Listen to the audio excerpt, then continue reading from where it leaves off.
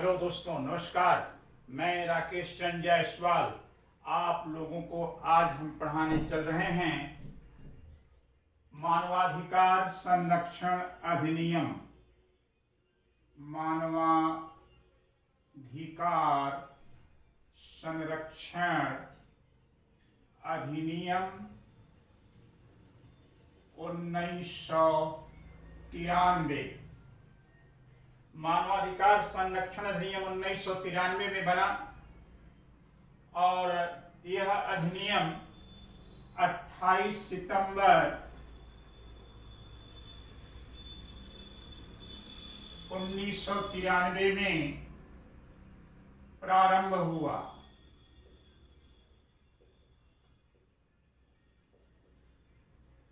मानवाधिकार संरक्षण अधिनियम में कुल धाराओं की संख्या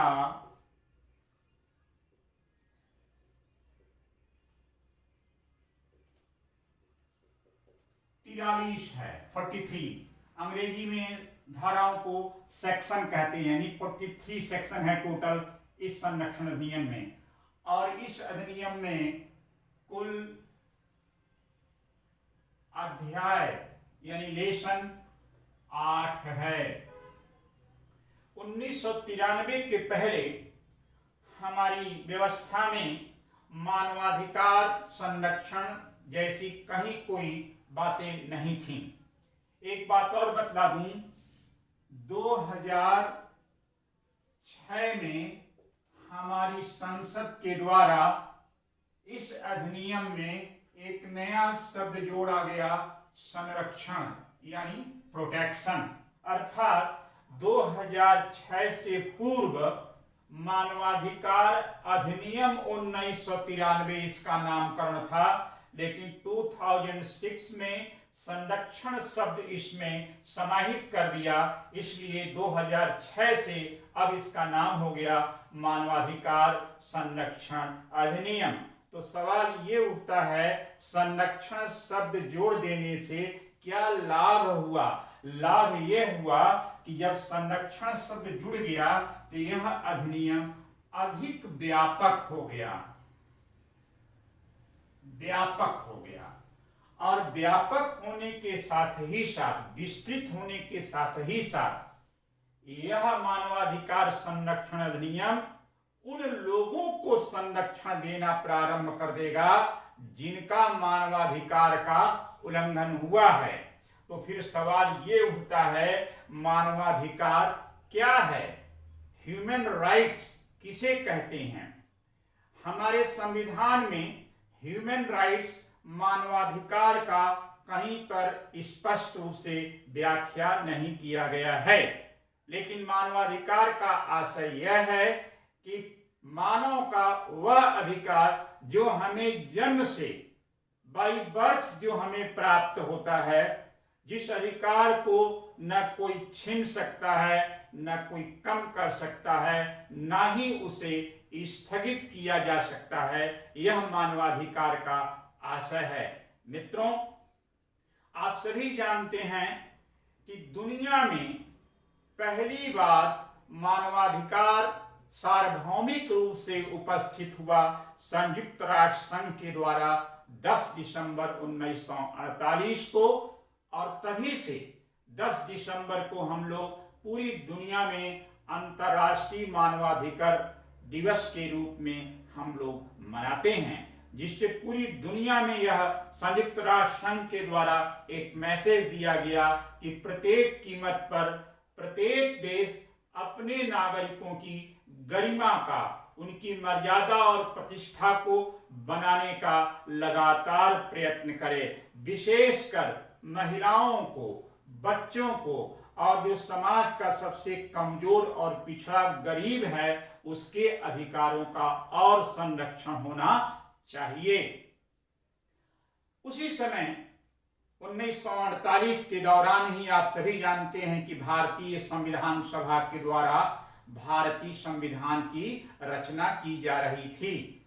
यद्यपि हमारे संविधान में कहीं पर भी मानवाधिकार शब्द का उल्लेख नहीं है, लेकिन मित्रों, हमारे संविधान के भाग 3 जिसे हम लोग कहते हैं मौलिक अधिकार, फंडामेंटल राइट्स, और भाग 4 डायरेक्टिव प्रिंसिपल अर्थात राज्य के नीति निदेशक सिद्धांत के अंतर्गत मानवाधिकार को हम लोग बहुत ही व्यापक रूप से शामिल किए हैं मौलिक अधिकार के रूप में। वह मौलिक अधिकार जो वर्तमान में 6 है, पहले 7 था, जिसमें पहला है राइट टू इक्वालिटी, समता या समानता का अधिकार, दूसरा था स्वतंत्रता का अधिकार, तीसरा था शोषण के विरुद्ध अधिकार, चौथा था धार्मिक स्वतंत्रता का अधिकार, पांचवा था संस्कृति एवं शिक्षा का अधिकार, छठवां था संपत्ति का अधिकार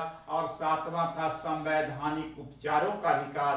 किंतु मित्रों, संपत्ति के अधिकार को मौलिक अधिकार से हटा दिया गया था 44वें संविधान संशोधन 1978 जनता पार्टी की सरकार के द्वारा।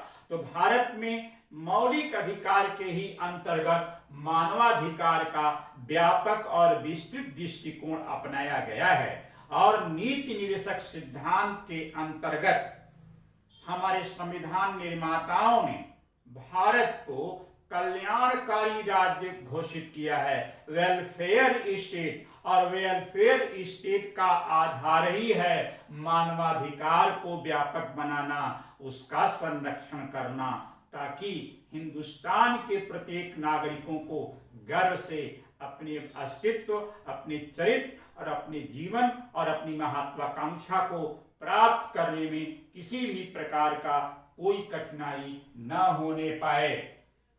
आइए अब हम लोग मानवाधिकार संरक्षण अधिनियम 1993 की विशद व्याख्या प्रारंभ कर रहे हैं। आप सभी जानते हैं, जैसे जैसे समाज का उत्तरोत्तर प्रगति होता है, मानवाधिकार को लेकर के कहीं न कहीं टकराव भी होता चला जाता है और उस टकराव की वजह से हमारे नागरिकों के जीवन को, हमारे नागरिकों के अस्तित्व को खतरा उत्पन्न होने लगता है।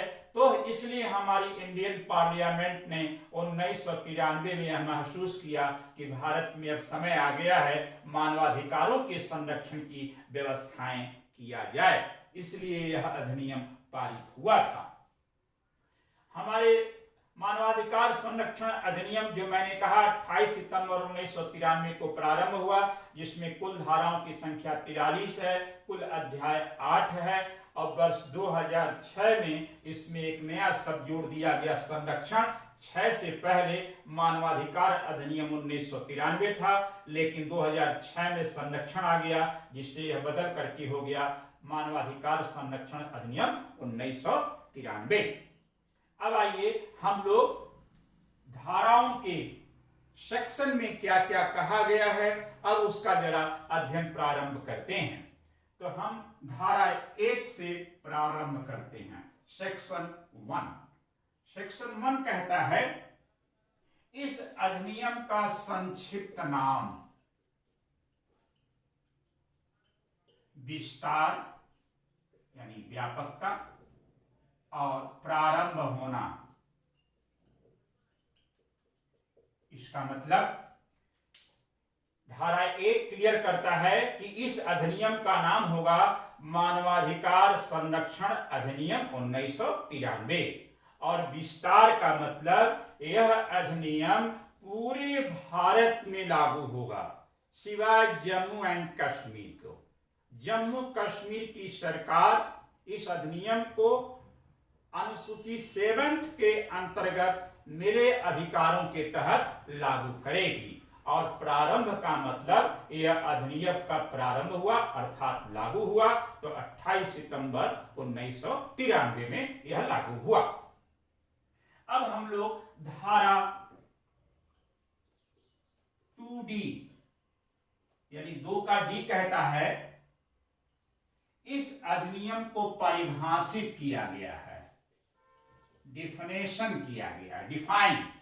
धारा 2D में अधिनियम को डिफाइन किया गया। क्या डिफाइन है कि भारतीय प्रशासक, भारतीय सेना बल, भारतीय अर्धसैनिक बल, राज्यों के पुलिस बल या किसी के द्वारा अगर इसका उल्लंघन होता है तो फिर इस परिभाषा के तहत उसकी व्याख्या की जाएगी। धारा 3 बहुत इंपॉर्टेंट है। धारा 3 में मानवाधिकार आयोग, राष्ट्रीय मानवाधिकार आयोग का गठन का प्रावधान किया गया है। यह मानवाधिकार आयोग जो राष्ट्रीय स्तर पे है, धारा 3 में जो इस अधिनियम को लागू करेगा, व्याख्या करेगा, कार्यवाही करेगा, तो धारा 3 में राष्ट्रीय मानवाधिकार आयोग के गठन का प्रावधान है। इस मानवाधिकार आयोग में एक अध्यक्ष होगा,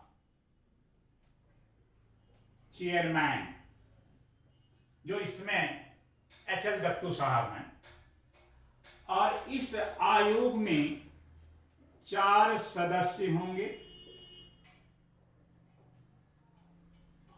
ये 4 सदस्य स्थायी प्रवृत्ति के हैं और 4 सदस्य इसमें ऐसे होंगे जो पदेन होंगे, एक्स ऑफिसियो होंगे।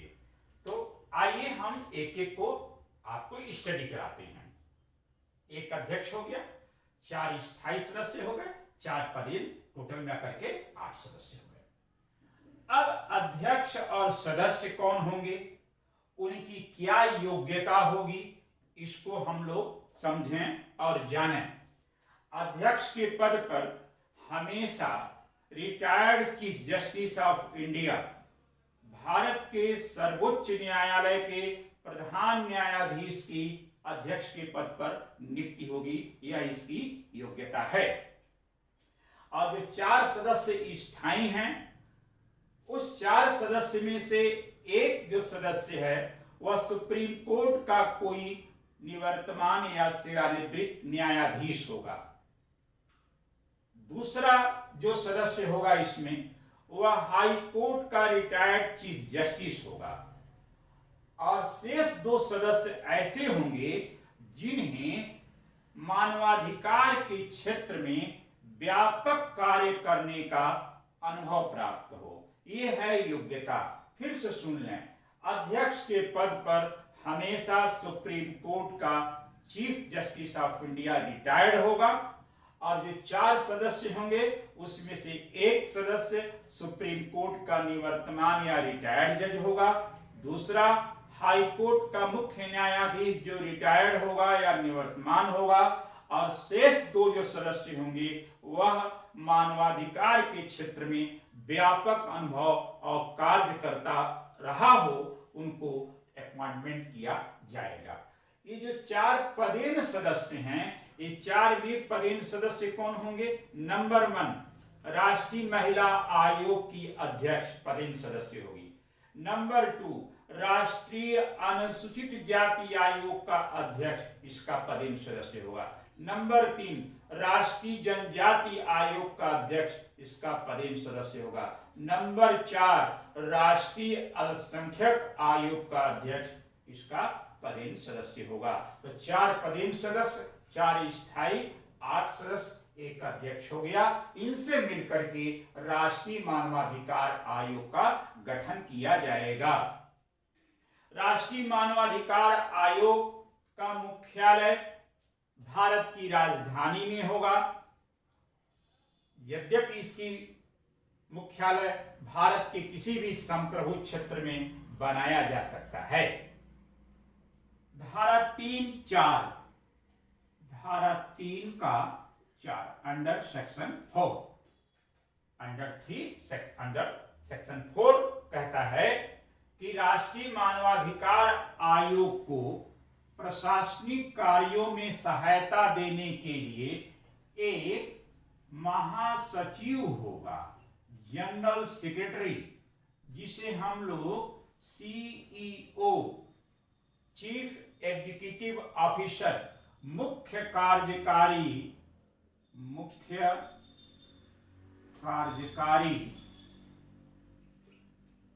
अधिकारी के रूप में भी हम लोग जानते हैं।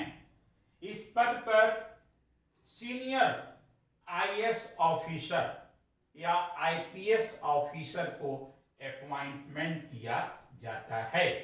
तो अब सवाल यहां यह उठता है कि राष्ट्रीय मानवाधिकार आयोग का ये जो मेंबर और चेयरमैन हैं, इनकी नियुक्ति कौन करता है? तो धारा 4 में सेक्शन 4 में नियुक्ति का प्रावधान है, अपॉइंटमेंट। ये नियुक्ति कौन करेगा? इन सभी की नियुक्ति करता है भारत का महामहिम राष्ट्रपति, प्रेसिडेंट ऑफ इंडिया। प्रेसिडेंट के द्वारा राष्ट्रीय मानवाधिकार आयोग के अध्यक्ष और सदस्यों को नियुक्त किया जाएगा। अब सवाल यहां यह उठता है, क्या यह नियुक्ति राष्ट्रपति स्वतः अपने मन से करता है? नहीं मित्रों, राष्ट्रपति को नियुक्ति के मामले में सलाह देने के लिए एक समिति होती है, एक कमेटी होती है, और इस कमेटी की अध्यक्षता भारत का प्रधानमंत्री करता है। और इस कमेटी में सदस्य भी हैं। सदस्य कौन है जरा उसको सुन लीजिए। एक सदस्य होगा गृह मंत्री या उसका समकक्ष, दूसरा सदस्य होगा लोकसभा का अध्यक्ष अर्थात स्पीकर, तीसरा होगा लोकसभा में विपक्ष का नेता, चौथा होगा राज्यसभा में विपक्ष का नेता, और पांचवा होगा राज्यसभा का उपसभापति। हरिवंश नारायण सिंह जो राज्यसभा के उपसभापति हैं, ये लोगों से मिलकर एक कमेटी बनेगी। कमेटी की अध्यक्षता प्रधानमंत्री करेगा और इसी कमेटी की सलाह पर राष्ट्रपति अध्यक्ष और सदस्यों को राष्ट्रीय मानवाधिकार आयोग में नियुक्ति करेगा। अच्छा, अब जो धारा 5 है, सेक्शन 5, धारा 5 सेक्शन 5 कहता है पद की अवधि अर्थात कार्यकाल, पदावधि, इसकी अवधि क्या है? तो पद की अवधि नियुक्ति की तारीख से अध्यक्ष और इन 4 सदस्यों का कार्यकाल होता है 5 वर्ष। 5 वर्ष अध्यक्ष और सदस्यों का कार्यकाल होता है 5 वर्ष। अध्यक्ष और सदस्य 5 वर्ष अपने पद पर रहेंगे या 70 वर्ष की अवस्था तक, या इन दोनों में से जो भी पहले पूरा होगा उस आधार पर यह सेवानिवृत्त हो जाएगा, रिटायर हो जाएगा। रिटायरमेंट के बाद नो री अपॉइंटमेंट, पुनर्नियुक्ति नहीं होगा और न ही यह किसी लाभ के पद को धारण करेगा, ताकि इसकी निष्पक्षता बनी रहे। ऐसा प्रावधान इस अधिनियम में किया गया है। और एक और महत्वपूर्ण बात, धारा 5 में ही धारा 5 कहता है कि ये लोग अपना त्याग पत्र भी राष्ट्रपति को दे सकते हैं, और यदि कोई भी अध्यक्ष या सदस्य असंवैधानिक कार्य करता हुआ नजर आता है तो उन्हें पद से रिमूव कर दिया जाएगा, पद से हटा दिया जाएगा। मित्रों, मानवाधिकार संरक्षण अधिनियम का यह गठन की संक्षिप्त व्याख्या थी। साथ ही मैं बताना चाहता हूं, धारा 12, धारा 13 और धारा 14 में ये 3 वह धाराएं हैं जिसमें राष्ट्रीय मानवाधिकार आयोग की कार्यों का वर्णन है, शक्तियों का वर्णन है और अन्वेषण करने का प्रावधान है कि कहीं पर भी हिंदुस्तान के किसी भी क्षेत्र में नागरिकों के मानवाधिकारों का उल्लंघन होता है तो यह आयोग ऑन दी स्पॉट जा करके अन्वेषण करेगा, करवाएगा, जांच करेगा। उसके लिए सारी शक्तियां इन्हें प्राप्त है और अपनी रिपोर्ट तैयार करके हर साल यह राष्ट्रपति को प्रेषित करता है। विशेष ध्यान रखने की बात है, यह आयोग सिर्फ अनुसंधान करने वाली संस्था है, जांच करने वाली संस्था है, किंतु दंड देने का इसे अधिकार नहीं है। दंड देने का अधिकार हमारी न्यायपालिका को है, प्रोसीजर न्यायपालिका और पुलिस प्रशासन तय करेगी। यह सिर्फ महत्वपूर्ण चीजों को अनुसंधान करेगा, जांच करेगा और विशद रिपोर्ट तैयार करके सरकार को प्रस्तुत करेगा। सरकार को निर्देश देगा कि अमुक कार्यवाही इस पे शीघ्र प्रारंभ किया जाए। ये बहुत इंपॉर्टेंट चीज है। महत्वपूर्ण दूसरी बात, राष्ट्रीय स्तर पर तो राष्ट्रीय मानवाधिकार आयोग हो गया इस अधिनियम के अंतर्गत, लेकिन प्रांतीय अर्थात राज्य स्तर पर तो इसी अधिनियम में धारा 21, 22, 23 और 24 के तहत राज्य के स्तर पर राज्य मानवाधिकार आयोग के गठन का प्रावधान किया गया है। धारा 21 कहता है हिंदुस्तान के जितने भी राज्य हैं, प्रत्येक राज्यों में राज्य स्तर पर राज्य मानवाधिकार आयोग होगा और इस राज्य मानवाधिकार आयोग में एक अपना अध्यक्ष होगा।